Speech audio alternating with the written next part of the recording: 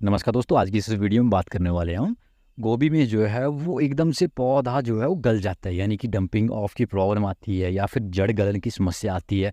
बहुत सारे दोस्तों के साथ जो है नर्सरी में सेम समस्या आती है। उनकी नर्सरी जो है वो उगने के बाद गल जाती है। तो उसके दोस्तों बहुत सारे रीज़न होते हैं, उन्हीं के ऊपर आज इस वीडियो में बात करेंगे किस तरीके से उसको बचा सकते हैं और क्या क्या रीज़न रहते हैं जिनकी वजह से जो है गोभी आपका जो पौधा रहता है वो उगने के बाद भी कुछ 5 दिनों में, 10 दिनों में या 15 दिनों तक जो है वो गल जाता है। हालाँकि 15 से 20 दिन के बाद जो पौधा बच जाता है वो अच्छा जो है तैयार हो जाता है, उसमें कोई दिक्कत उसके बाद सामने नहीं आती है। तो बात करते हैं कि किस तरीके से जो है आप उसको बचा सकते हो। तो दोस्तों सबसे पहले तो इसके बहुत सारे रीज़न रहते हैं। पहली बात करते हैं कि आपने अत्यधिक पानी दिया हो, आपकी नर्सरी जो रहती है, बेडिंग आपने बनाई हुई है, वहाँ पे अगर खेत में जो है नमी रहती है तब भी उसमें जो है पौधे की जो तना रहता है वो गल जाता है या गिर जाता है ज़मीन में, उसके बाद वो गल जाता है।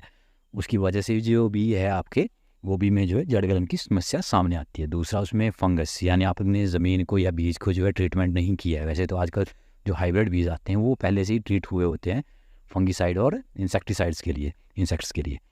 तो आपकी रहती है ज़मीन, मिट्टी को आपने जो है अच्छे तरीके से जो है ट्रीट करना है। पहले फंगिसाइड आप कोई भी ले लो, साफ़ ले लो, या भले ही आप यूपीएल का साफ़ लो या M45 किसी भी कंपनी का ले लो, या फिर सबसे बेस्ट जो रहता है वो बाउस्टिन रहता है। और उसके बाद जो है वो जो ड्रिंचिंग में यूज़ किया जाता है वो बाहर का एलिएट किया जाता है, जो कि छोटे पौधों के लिए बहुत ही ज़्यादा उपयोगी रहते हैं। एलिएट आपने लेना ही लेना है, उसका बाद में भी यूज़ होता है।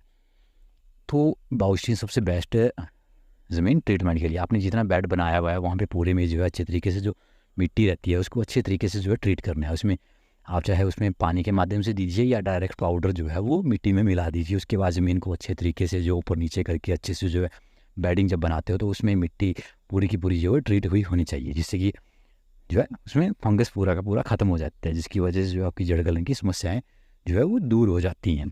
और उसके बाद रहता है दोस्तों अगला रीज़न कि आपने बहुत ज़्यादा जो है केंचुआ लगा हुआ गोबर या वर्मी कंपोस्ट जिसे कहते हैं आप, वो बहुत ज़्यादा अत्यधिक मात्रा में डाल दिया है। उसकी वजह से भी जो है फंगस लगता है या उसकी वजह से ही जो है आपकी गोभी की नर्सरी जो है वो डंप ऑफ हो जाती है, यानी गिर जाती है।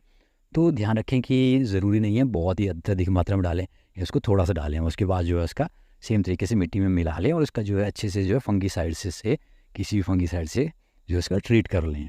और जो है हल्के फंगीसाइड से ट्रीट करें, ये नहीं कि बड़े हैवी से कर लिया, यानी कि नेटिव जैसे फंगीसाइड्स के साथ उसको ट्रीट कर लिया। वो नहीं बने होते इस चीज़ के लिए, उनको थोड़ा अवॉइड करें। छोटे ही आपके रहते हैं, M45 सबसे बेस्ट रहता है जिसके साथ आप जो है ज़मीन को ट्रीट कर सकते हैं। तो ये आ गई वर्मी कंपोस्ट की। और उसके बाद आता है दोस्तों बहुत सारे दोस्त जो है वो खाद डालते हैं, उसमें 12-32-16 या DAP डाल देते हैं उसमें अत्यधिक मात्रा में। थोड़ी सी सफिशेंट रहती है क्योंकि उससे जो है पौधा अच्छा जो है सुडोल बनता है, हार्ड जो है उसका तना जो है वो अच्छा मोटा और सख्त रहता है, जो कि ज़रूरी रहती है थोड़ी सी 12 या DAP डालना। तो वो अत्यधिक मात्रा में ना डालें। लगभग 2 पैकेट के लिए एक मुट्ठी काफ़ी रहती है, क्योंकि उसका काम ये रहता है कि वो एकदम से जो पौधे को जो है पीलापन नहीं आने देती है। बहुत सारे दोस्तों के साथ जो है नर्सरी में यही समस्या आती है कि उनके पौधे जो रहते हैं वो पीले होते हैं, जो कि न्यूट्रिशन की कमी रहती है, जिसका आप बाद में जो है 19-19 या 20-20 किसी भी 18-18 का जो है स्प्रे कर सकते हो हल्की मात्रा में। अत्यधिक मात्रा में करोगे तो वो पत्तियाँ जल जाती हैं, आपके छोटा पौधा रहता है, तो वो पहले थोड़ी सी मात्रा में आपको जो है डालना रहता है ज़मीन में। और कभी कभार आपने देखा होगा कि आपकी पौध जो है एकदम से गिर जाती है, ना उसमें कोई ब्लाइट लगती है ना कोई जड़ गलन होती है, तब भी आपकी पौध एकदम से गिर जाती है। वो रहता है रीज़न धूप का, बहुत ज़्यादा धूप है और पानी आपने कम दिया हुआ है। और हमेशा ऐसा करें दोस्तों कि जब भी आपकी छोटी पौध रहती है उसको कभी भी जो है डायरेक्ट धूप के संपर्क में ना लाएं एकदम से। जैसे आपकी 2 दिन के बाद आपने उसके ऊपर से कुछ भी ढकाया हुआ है, बोरा ढकाया हुआ है या ग्रीन नेट या कुछ भी ढकाया, उसको एकदम से ना हटा दें, धूप डायरेक्ट ना लगाएं। शुरुआत में ऐसे करेंगे, उसको एक दिन जो है आधा घंटा धूप लगाइए, अगले दिन 2 घंटे धूप लगाइए, 2-3 दिन आगे भी जो है 2 से 3 घंटे ही धूप लगाइए। उसके बाद जो है जब तक आपकी नर्सरी जो है 6-7 दिन की ना हो जाए तब तक प्रॉपर तरीके से उसमें धूप नहीं लगानी है पूरा दिन। उस वजह से जो भी है आपका एकदम से पौधे पूरी मर जाती है। और धूप जब भी लगाएं दोस्तों तो सुबह जो है धूप निकलने से पहले जो है प्रॉपर तरीके से उसमें पानी डालने अत्यधिक मात्रा में। भले ही आपका पौधा जो है वो पानी से नीचे ज़मीन पे वैसे भी गिर जाता है कभी कभार, आपने देखा होगा पौधा पानी देने के बाद, तो वो बड़ी समस्या नहीं है। तो उस तरीके से जो है इसमें पानी अच्छे तरीके से डालें, उसके बाद ही जो है इसमें प्रॉपर धूप लगाएं। और अगला जो रीज़न रहता है दोस्तों वो रहता है आपका, आपने जो है जो प्लास्टिक का बोरा रहता है या पॉलीथीन की जो सीट रहती है वो आप कंटिन्यू, या तरपाल, कुछ दोस्त तरपाल भी दिखाते हैं ऊपर से बंद करते हैं नर्सरी को, डूम बनाया हो या फिर जो है आपने आठ तिरछी सी जो बनाते हैं एक झोंपड़े टाइप वो बनाई हो, तो उसको जो है धूप बहुत ही कम रखें दोस्तों। जब धूप लगती है उसको बिल्कुल क्लोज़ ना करें, उसको हमेशा जो है 2 तरफ से खुला रखें ताकि हवा जो है इसमें क्रॉस कर सके।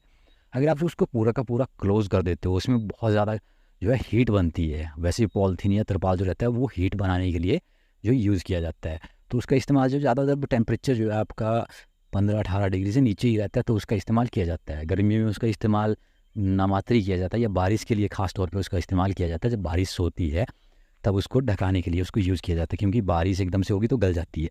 तो जब भी पॉलीथीन, तिरपाल कुछ भी ढकाएँ तो उसको इस तरीके से ढकाएँ कि उसमें अंदर वेंटिलेशन हो, एक तरफ से हवाएँ दूसरी तरफ से निकल जाएँ। और जैसे ही बारिश ख़त्म हो जाती है, धूप लगती है, तो उस वक्त जो है उसको हटा दें। ऊपर से ग्रीन नेट रखें या जूट की बोरियाँ रख लें, जिससे कि धूप उसमें ना लग सके डायरेक्ट, जब उसको ज़रूरत ना हो। और अगला रीज़न रहता है दोस्तों बारिश। अगर आपकी नर्सरी जो है वो 15-18 दिन से छोटी है, उसमें बारिश पड़ती है तो एकदम से ही वो गल जाती है। ये मान के चलिए कि 80% नर्सरी आपकी ख़त्म हो जाएगी एकदम से, अगर बारिश पड़ती है। क्योंकि बारिश की बूंदें इस तरीके से पड़ती हैं कि उसे जो है ज़मीन से मिट्टी उछलती है, जो कि पत्तियों पे लगती है, तने पे लगती है, और एकदम से पौधा छोटा होता है, उसमें एकदम से फंगस लगता है तो ख़त्म ही हो जाता है। बड़ा पौधा होता है तो थोड़ा उसमें जो है असर दिखता है, थोड़ा बहुत जो है आपका पौधा ख़राब होता है, कुछ पत्तियाँ ख़राब होगी, टहनियाँ ख़राब होंगी, तब तक आप उसमें फंगिसाइड का स्प्रे कर लोगे। पर छोटा पौधा रहता है वो एकदम से पूरा का पूरा जो है ख़त्म ही हो जाता है, धराशायी हो जाता है, और आपका नुकसान हो जाता है। पूरी पूरी नर्सरी आपने देखी होगी कि बारिश के बाद एकदम से ख़त्म हो जाती है। हालांकि टमाटर में तो लास्ट तक पानी नहीं लगाया जाता। गोभी में ऐसा रहता है कि 15-18-20 दिन के बाद आप उसमें बारिश का पानी लगा सकते हो, उसमें कोई इतना ज़्यादा इफेक्ट नहीं पड़ता हल्की फुल्की बारिश का। अत्यधिक बारिश हो तो फिर भी वो ख़त्म ही हो जाती है। तो बारिश के पानी से हमेशा इसे बचा के रखें। और दोस्तों अगला रीज़न ये भी रहता है कि बहुत सारे दोस्त जो है ऐसी जगह लगा देते हैं जहाँ पे धूप ही नहीं पड़ती अच्छे तरीके से। जहाँ भी दोस्तों आपने बेडिंग बनाई है किसी भी नर्सरी की, तो वहाँ पे प्रॉपर तरीके से धूप लगनी चाहिए आपके खेत में। इवन 4 से 5 घंटे तो धूप कम से कम लगनी चाहिए, वहीं पे जो है आप अच्छे से जो है नर्सरी डालें। बाकी ऐसे नहीं कि जहाँ पे छाया रहती है, पेड़ पौधे हैं, उनके नीचे आपने लगा दिया है तो वहाँ पे नर्सरी गलती ही गलती है। हमेशा आपने देखा होगा, हमने तो ये देखा है कि पौधों के नीचे या फिर जहाँ पे धूप नहीं लगती सही मात्रा में, तो वहाँ पे जो है नर्सरी गलती है। उसके बाद दोस्तों बात कर लेते हैं आखिरी में कि किस तरीके से। तो दोस्तों सबसे बेस्ट जो फंगिसाइड रहता है वो रहता है बाहर का एलिएट, जिसका आपने लेना ही लेना है। कोई भी नर्सरी आप लगाते हो तो उसमें जो है जो आप पानी देते हो, भले आप छन्नी से दें या स्प्रे पंप से दें या फिर किसी भी तरीके आपसे पास जो भी चीज़ है, कैन है, उसमें पानी देते हो, तो उसमें जो है थोड़ा सा आप 15 से 20 लीटर पानी डालते हो। कुछ भी आपके 10 लीटर की जो है कैन है या कुछ भी है पंप है, उसमें जो है अप्रॉक्सीमेट 5 से 7 ग्राम जो है एलिएट आपने डाल देना है हर 3 से 4 दिन के बाद। जब भी आप पानी देते हो या फिर 3-4 दिन या 5 दिनों के गैप में आपने एलिएट नर्सरी को डालना ही डालना है, जिससे कि आपने देखोगे कि आपकी नर्सरी में बहुत ज़्यादा जो है इफेक्ट पड़ता है, जहाँ आपकी नर्सरी ख़राब नहीं होती है और अच्छे तरीके से चलती है, और उसमें जो है प्लाइट भी नहीं लगती। और एलिएट ऐसा है दोस्तों जो कि शुरुआती अवस्था ही में ही इस्तेमाल किया जाता है।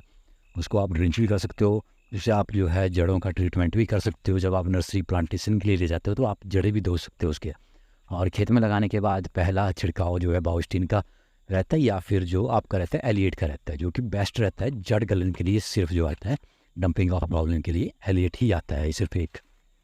और दोस्तों अगला जो रीज़न रहता है, लास्ट मेजर रीज़न, वो रहता है कि आपने अत्यधिक मात्रा में जो है वो हैवी इंसेक्टिसाइड का स्प्रे कर लेते हो, छिड़काव कर लेते हो। बहुत सारे दोस्तों के साथ ये समस्या आती है कि उनमें जो है कीट लग जाते हैं, लीफ माइनर लगता है, वाइट फ्लाई लगता है, या जो है सुंडी वगैरह जो है कैटरपिलर वगैरह वो लग जाते हैं, तो वो जो है नर्सरी को काटना शुरू करते हैं। तो इसके लिए दोस्त जो है बहुत सारे जो है इसमें हैवी इंसेक्टिसाइड का स्प्रे कर लेते हैं, जिससे कि एकदम से जो है अभी छोटा पौधा रहता है उसकी जो पत्तियाँ रहती हैं वो छोटी छोटी सी रहती हैं, नाजुक सी रहती हैं, तो एकदम से जो है वो गल सूख जाती हैं, एकदम से उनमें जो है इफेक्ट पड़ता है, एकदम से पत्तियाँ जल जाएंगी तो खाना बनना ख़त्म हो जाता है, तो पौधा जो है एकदम से ही गिर जाता है और ख़त्म हो जाता है।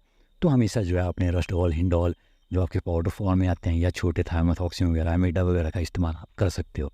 और अगर बहुत ही ज़्यादा हैवी इंसेक्टिसाइड का करना पड़े, साइपरमेथ्रिन, क्लोरोफाइरिफस वगैरह का, तो उसका जो है आपने डोज बहुत ही माइनर लेना है, बहुत ही छोटा।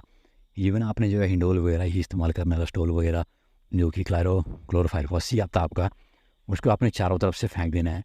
पत्तियों के ऊपर भी थोड़ा बहुत गिर जाए तो इतना इफेक्ट नहीं पड़ता, अगर अत्यधिक मात्रा में पड़ जाए तो पत्तियाँ भी उससे भी गल जाती हैं। तो दोस्तों इसी के साथ अपना मुद्दा समय देने के लिए बहुत बहुत धन्यवाद। अगर कोई सवाल या सुझाव रहता है तो कमेंट बॉक्स में ज़रूर लिखें।